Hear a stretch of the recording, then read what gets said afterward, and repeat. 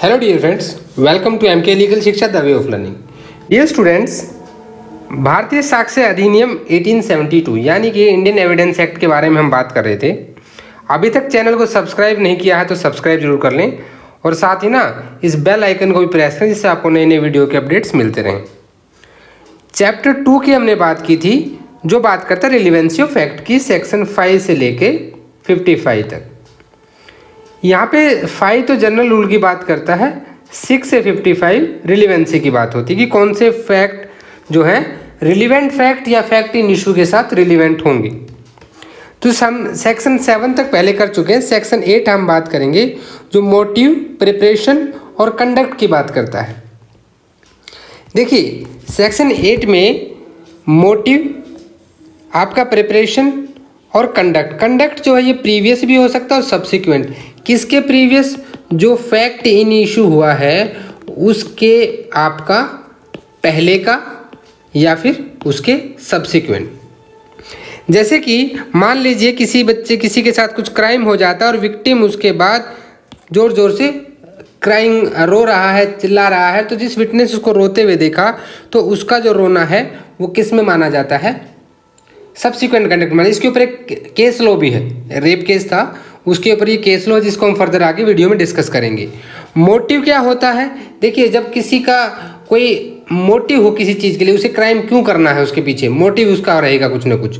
और प्रिपरेशन उसने की, जैसे मान लीजिए किसी ए ने बी को पॉइजन दिया तो ए ने उससे पहले ये सेम पॉइजन जो उसकी बॉडी में मिला है बी की, वो कहीं से प्रोक्योर किया था। तो procurement of that same poison which is administered to be, ये क्या हो जाएगा? प्रिपरेशन में रिलेवेंट हो जाएगा।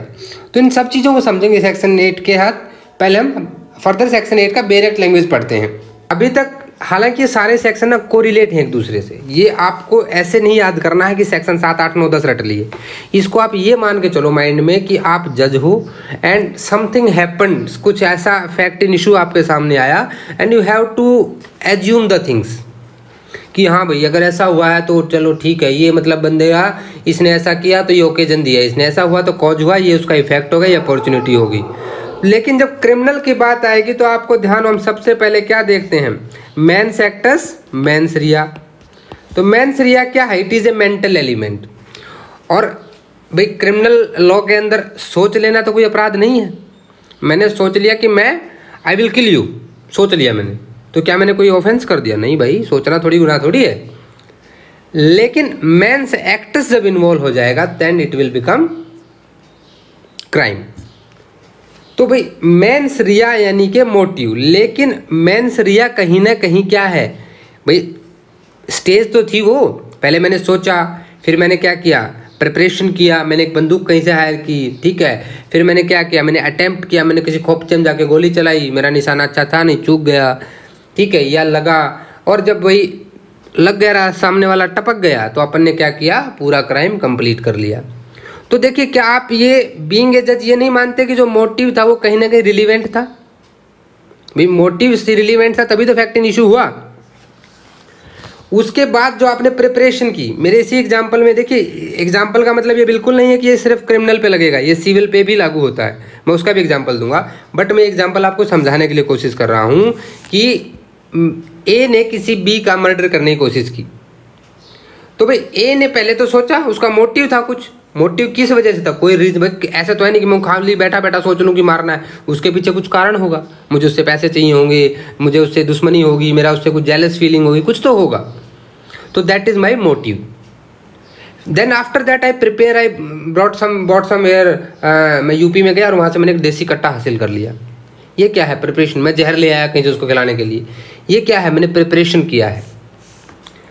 और प्रीवियस और सब्सिक्वेंट कंडक्ट, भाई प्रीवियस कंडक्ट में क्या चीज़ें आ जाती हैं कि वो फैक्ट इन इशू होने, मर्डर से पहले मैंने क्या क्या किया?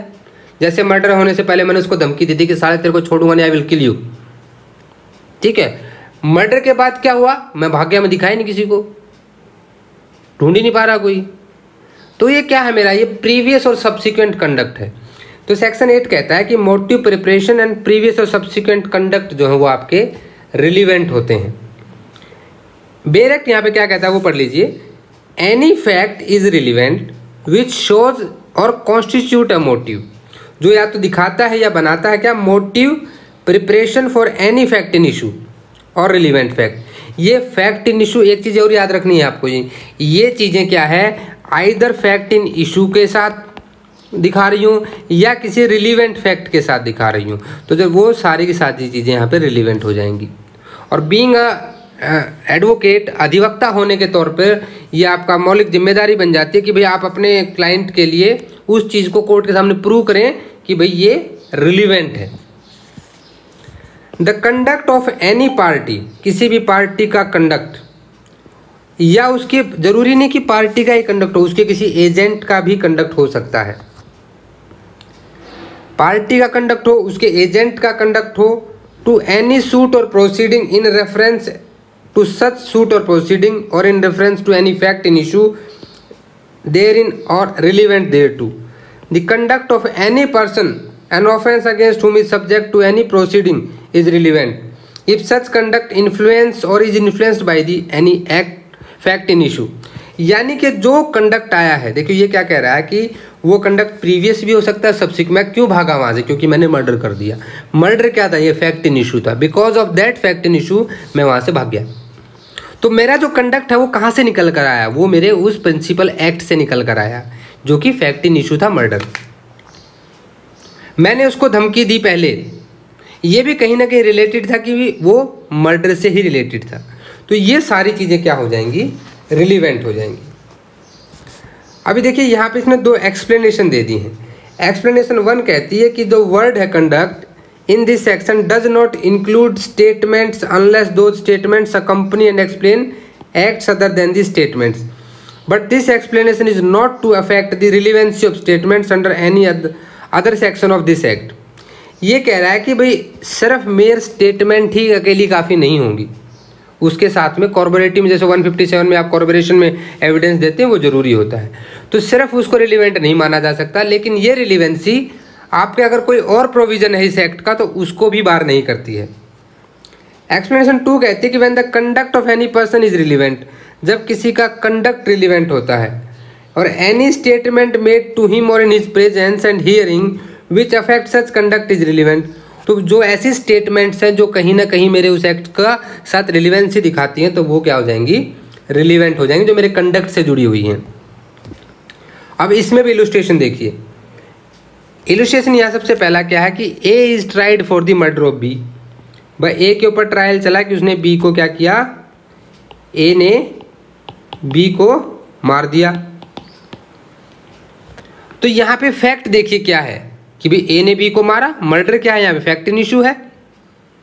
अब इसमें क्या होता है, क्यों मारा बी को, इसके पीछे की कहानी सुनिए कि ए ने क्या किया था। पहले ए था शक्ति कपूर और इसने किसी दूसरे व्यक्ति को मार दिया था, एक जर्नलिस्ट को, जो था बेचारा सी, और बी ने सब कुछ होते हुए देख लिया।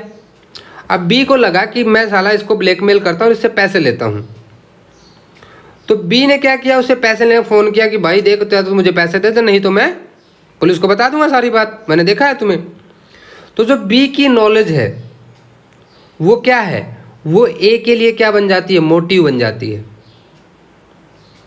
जो बी की नॉलेज थी कि उसने ए ने सी को मारा है, ये उसके लिए मोटिव बन जाती है, और ये नॉलेज जो है यहाँ पे ये रिलीवेंट हो जाएगी मोटिव के तौर पे।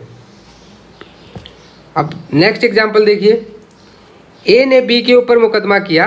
देखिए अभी ये तो था क्रिमिनल का, मैंने यहाँ 2 ही एग्जांपल हम डिस्कस करेंगे, ए और बी, क्योंकि एग्जांपल ए क्रिमिनल से बात करता है, बी सिविल से बात करता है। ए ने बी के ऊपर केस कर दिया कि bond for the payment of money के लिए, बी ने मना कर दिया बॉन्ड बनाने से। The fact that at the time when the bond was alleged to be made B required money for a particular purpose is relevant. हुआ क्या था कि मान लीजिए ए ने बी के ऊपर मुकदमा किया था, तो बी ने क्या किया, बी को उस टाइम पे पैसों की ज़रूरत थी। मान लीजिए भाई उस टाइम बी की बच्ची की शादी थी, बी को पैसे चाहिए थे, तो बी की ज़रूरत, पैसों की जो ज़रूरत होना है वो उस टाइम पे क्या हो जाएगी, रिलीवेंट हो जाएगी।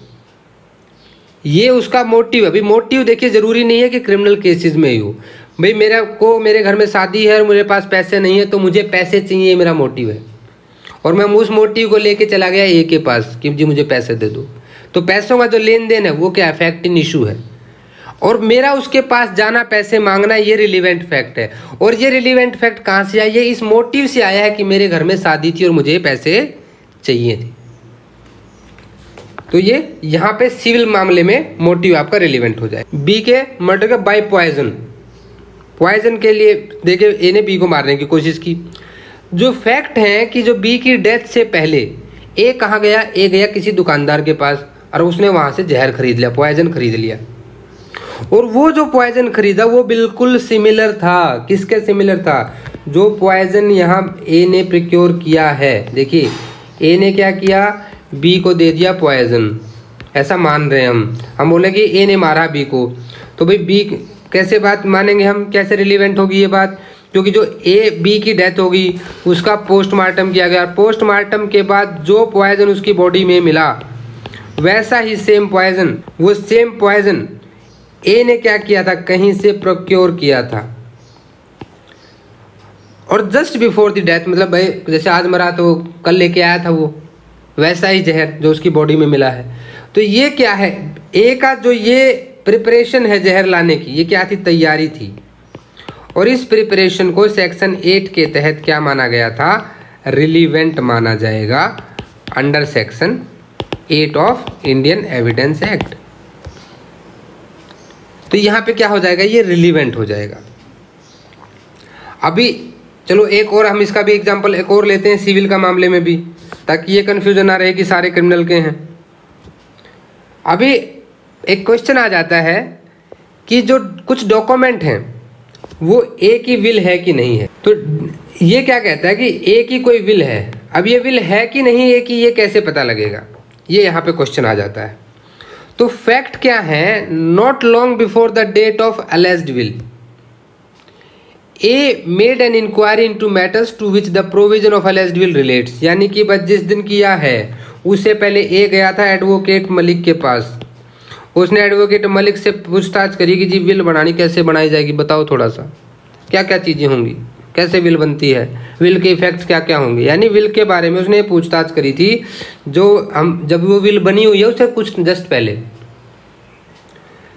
ए ने कंसल्ट किया एडवोकेट मलिक को रिगार्डिंग द विल, इंक्वायरी की उसने, और ए फिर वहीं पहुंच गया किसी एक छोटे से वकील के पास, एडवोकेट खासा साहब भी बैठे थे बेचारा किसी कोने में, कि उसको टाइपिंग आती थी बस, तो उसको बोला कि एक काम करो मेरे लिए एक विल ड्राफ्ट कर दो। तो देखिए जो पहले उसने इंक्वायरी की या एडवोकेट मलिक के पास जाके कंसल्ट किया, ये क्या उसका ये प्रीवियस कंडक्ट हो गया, क्या हो गया, प्रीवियस कंडक्ट हो गया। लेकिन जो उसने दूसरे बंदे के पास जाके और उसको ड्राफ्ट करवाया, ठीक है, अपनी विल को, ये उसकी प्रिपरेशन हो गई। और ये दोनों की दोनों बातें जब आप कोर्ट में जाओगे तो आप कैसे रिलीवेंट करोगे कि जनाब ऐसा है, देखो ए ने मरने से पहले एडवोकेट मलिक के पास गया था वो, तो कॉर्पोरेशन के लिए एडवोकेट मलिक को बुलाया जा सकता है, लेकिन ये रिलीवेंट जरूर होगा कि जी उसके पास गया था, कंसल्ट की थी, पूछताछ की थी, फिर बुलाओ जी वो बैठा कोने में एक दूसरा, उससे उसने ड्राफ्ट करवाई थी, वो आएगा हाँ जी मुझसे ड्राफ्ट कराई थी उसने। तो ये दोनों की दोनों चीज़ें क्या होगी, देखिए आप लॉजिकली भी सोचेंगे तो दोनों की दोनों चीज़ें यहाँ पे रिलीवेंट हो गई हैं। ठीक है, अभी अब एक चीज़ और यहाँ पे याद रखनी है कि जो कंडक्ट होगा वो जरूरी नहीं है कि इंडिविजुअल पार्टी का ही हो। जैसे मैंने अभी कहा कि विल के बारे में इंक्वायरी की, कंसल्ट किया, अब कोई बड़ा आदमी है वो थोड़ी जाएगा यार कोर्ट में धक्के थोड़ी खाएगा, वो क्या करेगा, अपने किसी एजेंट को भेज देगा। तो अगर मेरा एजेंट वो काम करता है, यानी कि उस व्यक्ति का एजेंट काम करता ए का वहाँ पे, तो भी ये चीज़ें रिलीवेंट हो जाती। यानी कि किसी भी पार्टी या उसके एजेंट के द्वारा या एक्यूज्ड के द्वारा, ठीक है, कोई भी कंडक्ट जो इन्फ्लुएंस करता है या इन्फ्लुएंस हो जाता है, दो चीज़ें हैं यहाँ पे, या तो वो जो आपका फैक्ट इन इशू है, आपका जो फैक्ट इन इशू है वो या तो उस पार्टी या फिर उसके एजेंट के इन जो कंडक्ट है उससे इन्फ्लुएंस हो जाए, कंडक्ट से ये इन्फ्लुएंस हो जाए फैक्ट इन इशू, या फैक्ट इन इशू से उनका कंडक्ट इन्फ्लुएंस हो जाए। अगर उनके कंडक्ट से फैक्ट इन इशू इन्फ्लुएंस हो रहा है तो प्रीवियस कंडक्ट हो गया, और अगर फैक्ट इन इशू से उनका कंडक्ट इन्फ्लुएंस हो गया दैट विल बिकम आपका सब्सिक्वेंट कंडक्ट। अब यहाँ पे देखो एक केस डिस्कस कर लेते हैं हम लोग। सूसालाल बनिया, भाई देखो नाम भी मजेदार है, सूसालाल बनिया वर्सेस एम्परर। बाबा बनिए ने एम्परर के ऊपर केस कर दिया, 1925 का केस है ये, नागपुर का। तो यहाँ पे क्या हुआ था कि जो लड़की थी उसका रेप कर दिया गया था और वो बुरी तरह से रो रही थी रेप के बाद। उसके पास एक बंदा आता है, बेचारा बुजुर्ग आदमी, वो कहता है कि बेटा क्या हुआ, तो जोर जोर से रो रही थी। तो लड़की का रोना after the fact in issue, तो देखो यहाँ पे फैक्ट इन इशू क्या हो गया, फैक्ट इन इशू हो गया आपका रेप, और रेप के जस्ट बाद वो लड़की जोर जोर से रो रही थी। तो यहाँ पे जो विटनेस ने उसका रोना सुना, उसके पास गया, तो विटनेस की जो ये ओरल स्टेटमेंट थी कि जब मैं वहाँ गया तो मैंने इस लड़की को बुरी तरह से रोते हुए देखा, तो ये उसका क्राइंग, रोना जो है उसका सब्सिक्वेंट कंडक्ट माना जाएगा अंडर सेक्शन 8। तो इसको क्या करेंगे, इसकी जो टेस्टिमनी है जब ट्रायल होगा तो under section 157 of Indian evidence act corporation में उसकी टेस्टिमनी को टेस्टिफाई करने के लिए यूज की जा सकती है। ठीक है, तो यानी कि किसी भी फैक्ट इन इशू के बाद जो काम होता है वो आपका सब्सिक्वेंट कंडक्ट कहलाता है। अभी एक और केस है आर वर्सेस पामर। तो यहाँ पे क्या कहा था, जो लॉर्ड कैंपबेल थे यहाँ पे चीफ जस्टिस, वहाँ पे लॉर्ड ऑफ हाउस बोलते हैं, तो लॉर्ड ऑफ हाउस के जो चीफ जस्टिस थे लॉर्ड कैंपबेल, कैंप की घंटी थे वो, तो ये इसमें इन्होंने कहा था कि the gentleman comes and more direct evidence that the prisoner produced this very poison for what purpose that obtain. भाई यहाँ भी जहर दे के किसी को मारा गया था, तो बोला कि क्यों खरीदा भाई तुमने, इसका कोई डायरेक्ट एविडेंस है? तो जस्ट बिफोर द डेथ खरीदा था, इस वजह से ये चीज़ क्या हो जाएगी, तुम्हारे प्रिपरेशन में इंक्लूड हो जाएगी। अब now the most important case जो कि बहुत बार पूछा जाता है, queen impress versus Abdullah. Abdullah के केस के नाम से भी इसको जाना जाता है। 1885 का केस है ये। देखिए इसमें अब्दुल्ला जो था उसको पकड़ लिया गया कि उसने एक यंग लड़की थी जिसका नाम था दुलारी। केस के फैक्ट्स से आप अगर याद करेंगे तो चीज़ें आपको जल्दी याद होंगी। एक लड़की थी दुलारी, दुलारी कौन थी, यंग गर्ल थी। इस यंग गर्ल का अब्दुल्ला ने क्या कर दिया, मर्डर कर दिया। और इस बेचारी की उम्र कितनी थी, यही 15 से 20 साल के बीच की लड़की थी कोई। ये बोला गया कि ये लड़की जो है ये प्रोस्टिट्यूट थी और ये क्या है अपने घर पे सो रही थी, तब अब्दुल्ला ने जाके इसको मार दिया। अराउंड मॉर्निंग का कुछ टाइम रहा था, तब गया और इसके गले को उसने रेजर से काट दिया था।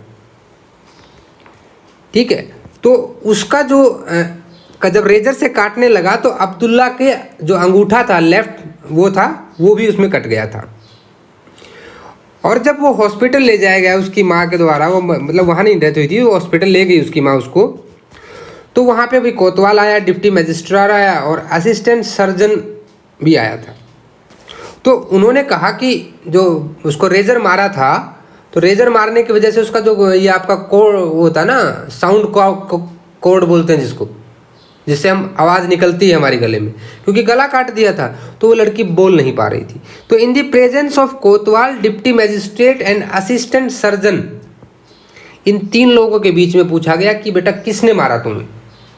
यंग गर्ल थी तो वो बेचारी तो बोल नहीं पा रही थी, तो डॉक्टर ने कहा कि ये तो नहीं बोल सकती। तो उसकी माँ ने उस लड़की का हाथ पकड़ा और उसने कहा कि बेटा मैं सबके नाम लेती हूँ जिस पे मुझे डाउट है, और जब उस बंदे का नाम मैं लूँ तो तुम मुझे इशारा कर देना। तो माँ ने नाम लेना शुरू किया, ये नाम वो नाम वो नाम।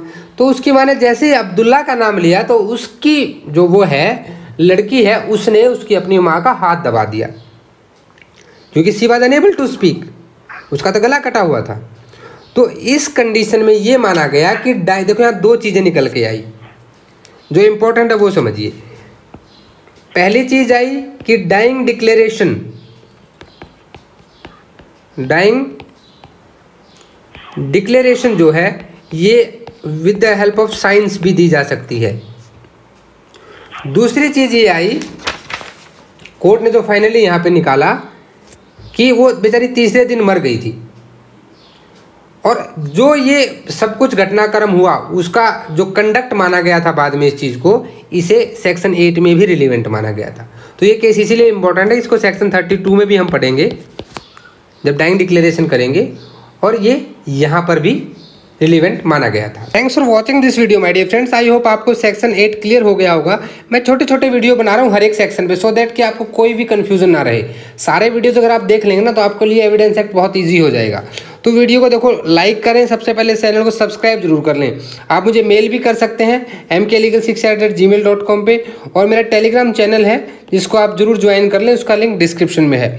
वीडियोज़ को लाइक करते रहें, शेयर करते रहें, और हाँ, मुझे कमेंट करना बिल्कुल ना भूलें कि आपको वीडियोस कैसे लगते हैं।